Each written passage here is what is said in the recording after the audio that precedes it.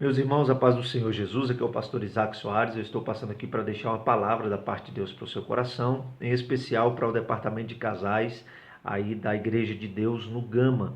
Esse departamento que é liderado pela missionária Miriam, pelo irmão Altamir, esse casal de amigos que o Senhor nos deu, e é muito bom poder estar aqui cooperando, deixando minha contribuição para esse departamento que é tão importante para a igreja, para as famílias. Então, eu quero louvar a Deus por essa oportunidade e o meu desejo é que Deus continue abençoando a sua casa, a sua família, o seu casamento, dia após dia. Eu quero abordar aqui, dentro dessa temática de casamento em tempos de crise, alguns princípios deixados na palavra de Deus para que nós possamos ter um relacionamento, um casamento sólido, um casamento que, mesmo as dificuldades, não venha se abalar, mas venha permanecer firme, venha permanecer de pé, independente das circunstâncias que possam surgir no decorrer da nossa trajetória. Eu quero ler um texto da palavra de Deus no capítulo 7 do Evangelho segundo escreveu Mateus, a partir do versículo de número 24, palavras de Jesus que nos diz assim: todo aquele, pois, que escuta estas minhas palavras e as pratica, assemelhá-lo-ei ao homem sábio que construiu a sua casa sobre a rocha. E desceu a chuva, vieram as inundações e sopraram os ventos e deram contra aquela casa, mas ela não caiu, porque estava edificada sobre a rocha. Aquele, pois, que ouve estas minhas palavras e não as pratica, assemelhá-lo-ei ao homem insensato que edificou a sua casa sobre a areia. Desceu a chuva, vieram os rios, sopraram os ventos e deram contra aquela casa, e ela caiu, e grande foi a sua queda. Esse texto é deixado por Cristo nos evangelhos, no final de seu sermão da montanha, onde ele está concluindo o maior de todos os seus sermões, e ele então agora nos dá algumas lições extraordinárias para a nossa vida. Quando a Bíblia refere-se ao termo casa, este termo ele pode ser aplicado, pode ter algumas definições. Casa na Bíblia fala tanto da nossa vida particular, quanto fala também da igreja, da casa do Senhor, e se refere também à nossa casa, à nossa família, aos nossos relacionamentos. E dentro dessa perspectiva é que eu quero ver com os irmãos quais são os segredos para nós termos uma casa inabalável, mesmo em tempos de crise, porque quando nós olhamos para esse texto, nós vamos ver que Jesus mostra que ambas as construções, tanto aquela que foi edificada sobre a rocha, quanto aquela que foi edificada sobre a areia, passaram por crises, enfrentaram dificuldades. As mesmas dificuldades vieram tanto sobre a casa que estava edificada sobre a rocha, quanto sobre a casa que estava edificada sobre a areia.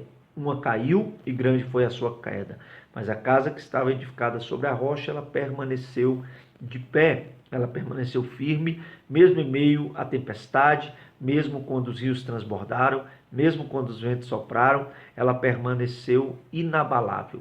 E se nós aprendermos com a palavra de Deus, nós vamos conseguir superar as crises, nós vamos conseguir enfrentar as tribulações, nós vamos conseguir enfrentar as dificuldades que surgem na nossa caminhada e passaremos por elas, e após elas permaneceremos firmes, permaneceremos de pé na presença do Senhor.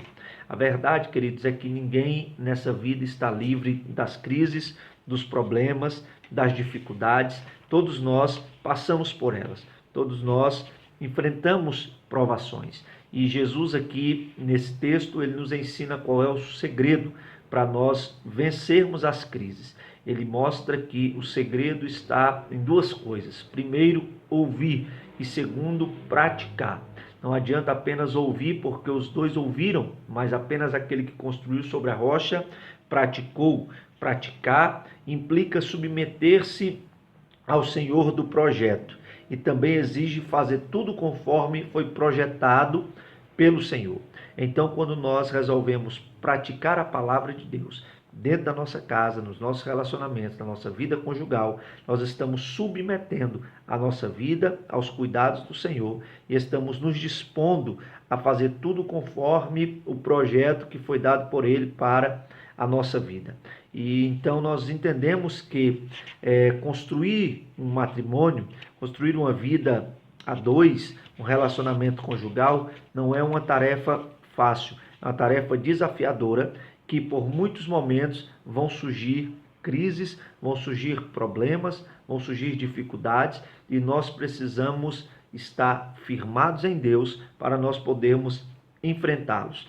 Nós precisamos entender que o casamento ele é feito, ele é composto, ele é construído com alguns pilares que são essenciais para que essa construção permaneça de pé, mesmo em meio às crises, mesmo em meio aos problemas.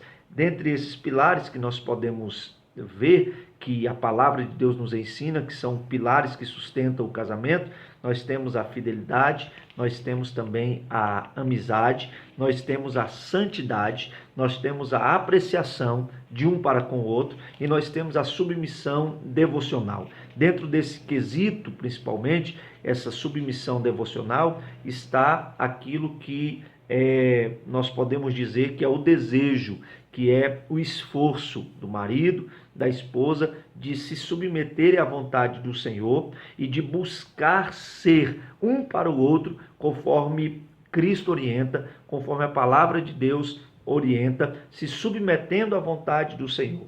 Porque Paulo trata disso no capítulo 5 da sua epístola aos Efésios, e quando ele fala a respeito disso, ele nos mostra que quando o homem busca ser para a esposa o que Cristo é para a igreja, ele a inspira e a deixa motivada a exercer a sua missão de apoio, de ajudadora, com alegria. É isso que Paulo nos ensina. Então, essa submissão devocional não é algo que faz com que a esposa seja escravizada e nem anulada como mulher na sua individualidade.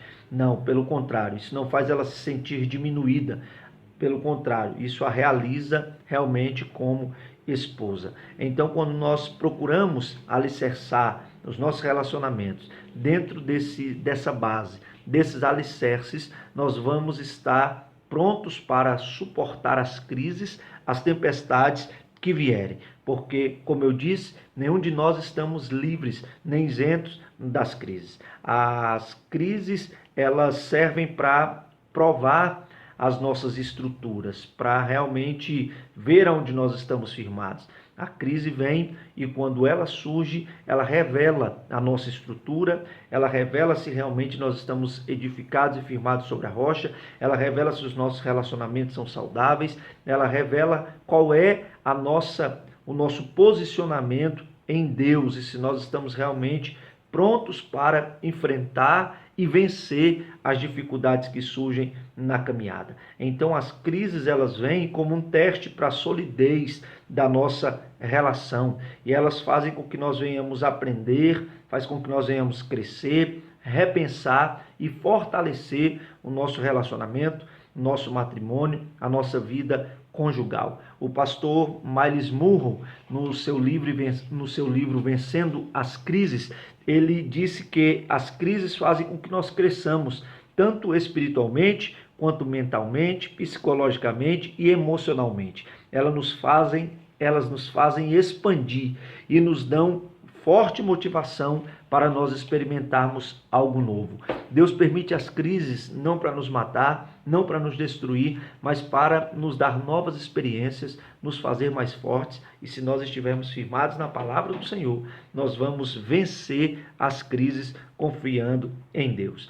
Nós sabemos que diversos fatores podem desencadear crises num relacionamento conjugal, num relacionamento familiar. Nós podemos ver que às vezes essas crises elas vêm com alguns problemas que surgem dentro de casa, surgem com os filhos, pode ser uma situação financeira, pode ser um emprego que se perde, pode ser um problema na saúde, por diversas causas, crises podem surgir, crises podem aparecer. É difícil existir algum casamento, algum relacionamento que não enfrenta crise ao longo dos seus muitos anos de duração.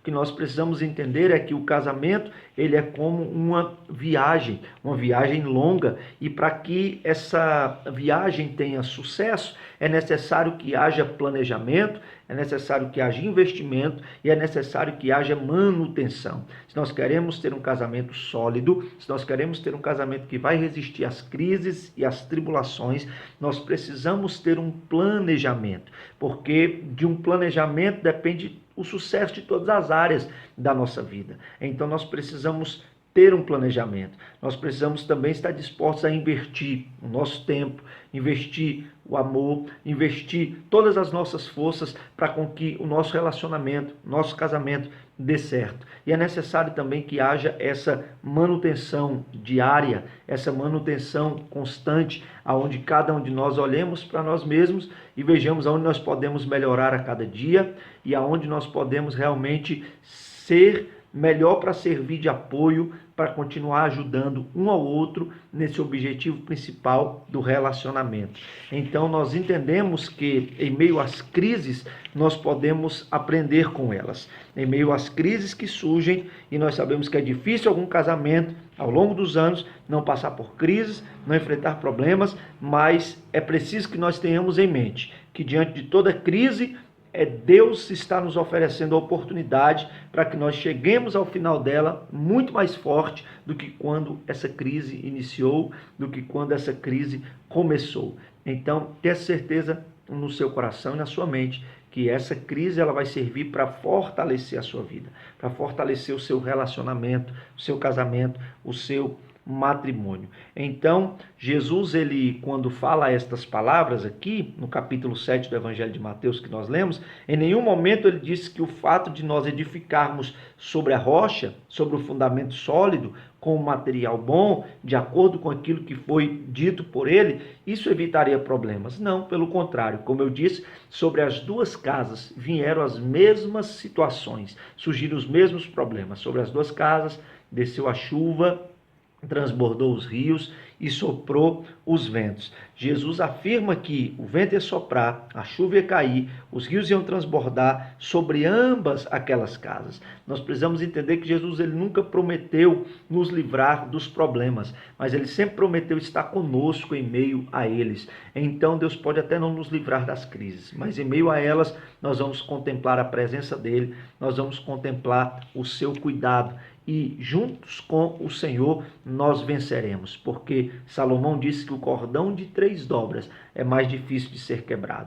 Quando Cristo está conosco, quando Ele é o centro do nosso relacionamento, nós temos a certeza que as crises podem vir, mas nós passaremos por elas e sairemos delas mais fortalecidos na presença do Senhor. Então, nós precisamos entender que o relacionamento, o casamento, ele é um jogo que os dois podem vencer.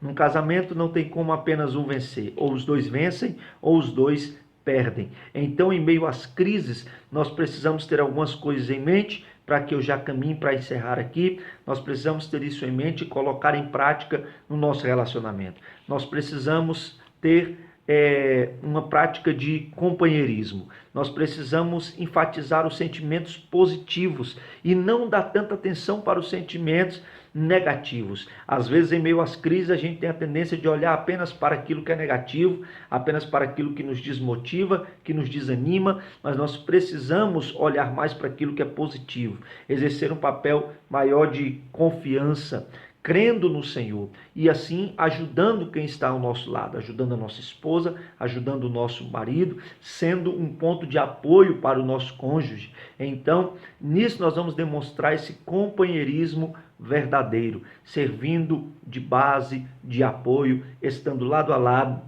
um com o outro. Nós precisamos também, além disso, é indispensável que nós mantenhamos os canais de comunicação abertos. Nós precisamos ter um diálogo constante, nós precisamos falar mais um com o outro, o cônjuge, a esposa, o marido, principalmente nos momentos de crise. Nós precisamos nos comunicar melhor, nós precisamos falar, nós precisamos enfrentar esses momentos de turbulência, conversando. É necessário que o casal converse muito e dialogue e discuta de que modo pode achar uma saída construtiva para a crise, para o problema em que eles estão vivenciando, que eles estão vivendo. Um outro ponto importante é que nós não podemos, em meio às crises, apenas nos vitimizar. Nós não podemos, em meio às crises, em meio às tempestades, lutar contra elas sem aquela motivação correta, que é a motivação de ter esperança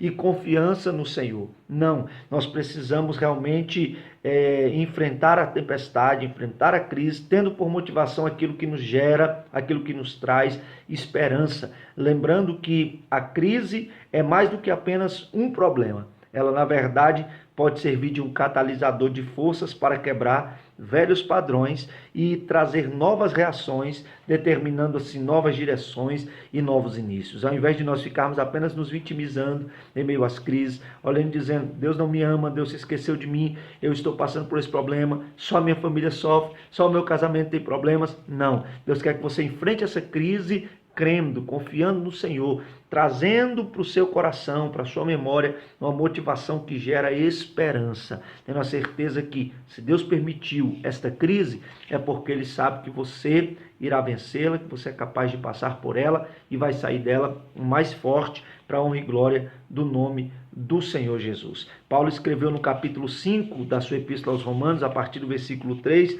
ao versículo 5, dizendo assim: também nos alegramos ao enfrentar dificuldades e provações, pois sabemos que elas contribuem para desenvolvermos a perseverança, e a perseverança produz o caráter aprovado, e o caráter aprovado fortalece nossa esperança, e essa esperança não nos decepciona, pois sabemos o quanto Deus nos ama, uma vez que Ele nos deu o seu Espírito Santo para encher o nosso coração com o seu amor. Então que nós possamos cada dia ter essa certeza e deixar com que o Espírito de Deus gere em nós essa esperança de que em meio às crises Ele não nos abandona, Ele sempre está conosco. Em meio à crise também, mais do que nunca, nós precisamos ser sensíveis à presença de Deus.